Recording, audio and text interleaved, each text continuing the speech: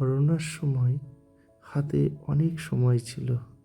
সারাদিন ঘরে বসে থাকা, কাজকর্ম সবই বন্ধ। তো সেই সময় বেশ কিছু জিনিস তৈরি করেছিলাম। তো সেরকমই একটা জিনিস এই মানি প্ল্যান্টের স্ট্যান্ডটা।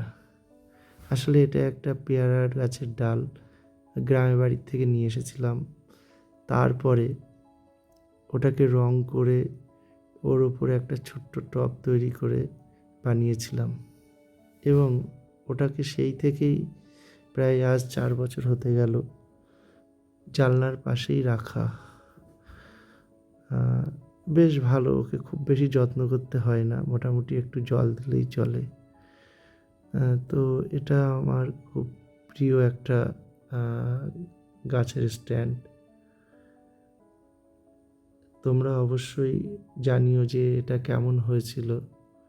এবং মানি প্ল্যান্ট এমনি খুব সুন্দর একটা গাছ।